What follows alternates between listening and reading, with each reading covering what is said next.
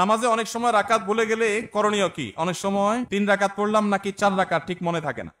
নামাজে রাকাত সংখ্যা নিয়ে যদি আমাদের সমস্যা হয়, এই সমস্যা তো প্রায় হয়, তাই না? আজকাল যে পরিমাণ দুনিয়ার ধান্দা, নামাজের রাকাতের হিসাব মনে থাকে না। তো রাকাত সংখ্যা নিয়ে যদি আমার ঝামেলা হয়, মনে না থাকে, তাহলে আমি কি করব? আমি দেখব যে আমার কোনটার দিকে প্রবল ধারণা জাগে। 3 রাকাত আর 4 রাকাত দুটা নিয়ে সন্দেহ হচ্ছে, আমার বেশিরভাগ মনে হচ্ছে 4 রাকাত, তাহলে আলহামদুলিল্লাহ 4 রাকাতই আমি ধরে নিব। আর যদি বেশিরভাগ মনে হয় 3 রাকাত, তাহলে 3 রাকাতই আমি ধরে নিব। প্রবল ধারণা যেটা হবে সেটা আমি ধরে নিব এবং শেষে সিজদা সাও দিয়ে নিব।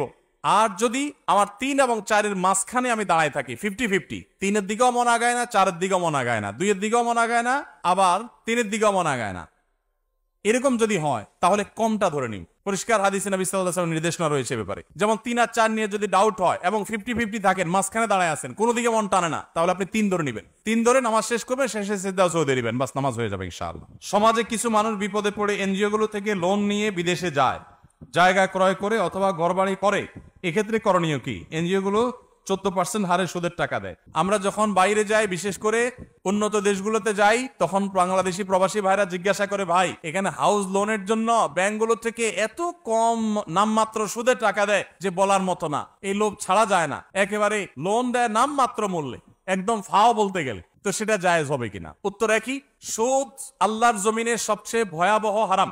সুদের চাইতে ভয়াবহ হারাম আর কোনোটা নাই। অন্য কোনো হারাম খেলে আল্লাহর সঙ্গে, আল্লাহ রাসূলের সাথে যুদ্ধের শামিল না। সুদের ভয়াবহতা এত বেশি, সুদের কারবার করার আল্লাহ রাসূলের সাথে যুদ্ধের ঘোষণা দেওয়ার শামিল। এজন্য ভাইরা, বিদেশি এনজিও গুলো বা দেশি অনেক এনজিও আছে যারা গ্রামে গ্রামে সুদি লোন দেওয়ার জন্য তারা হন্যে হয়ে মানুষ খোঁজে, আছে না নাই? কিস্তিতে টাকা দেওয়ার জন্য হন্যে হয়ে থাকে। আপনারা একটা জিনিস খেয়াল করবেন, আপনার অন্য কোনো বিপদে তাদেরকে পাবেন না, কোনো বিপদে তাদেরকে পাবেন না। আপনার ছেলেটা অসুস্থ, তারা আপনার ছেলেটাকে নিয়ে সেবা করে চিকিৎসা করায় দিছে কোনো স্বার্থ ছাড়া, এগুলো নরমালি খুব একটা পাবেন না। কিন্তু দেখবেন তারা কিস্তিতে লোন দেওয়ার জন্য পিছিয়ে পিছিয়ে ঘুরে। কারণ এরা জেনে হোক আর না জেনে হোক শয়তানের দোসরের ভূমিকায় অবতীর্ণ হয়েছে। এই সুদের জাল গোটা পৃথিবীতে বিছানো হয়ে গেছে। গোটা পৃথিবীর অর্থনীতি দাঁড়িয়ে আছে সুদের উপরে। আমরা বক্তব্য দিচ্ছি, কিন্তু আমরা জানি যে আমাদের আষ্টে পৃষ্ঠে সুদ আমাদেরকে ঘিরে আছে। কিন্তু ভাইরা আমার, ঠান্ডা মাথায় জেনে শুনে বিদেশ যাওয়ার জন্য হোক, ঘরবাড়ি করার জন্য হোক, ব্যবসা সম্প্রসারণের জন্য হোক, সুদের কারবারে কোনো মুসলমান জড়াতে পারে না, এটা হারাম। আল্লাহ তাআলা আমাদের এই হারাম থেকে বেঁচে থাকার তৌফিক দান করুন।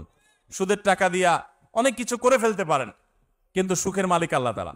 তিনি আল্লাহ তাআলা আপনাকে এই হারাম দিয়ে কখনো আরাম দিবেন না। এজন্য সুদকে না বলার মতো ইমানের শক্তি থাকতে হবে।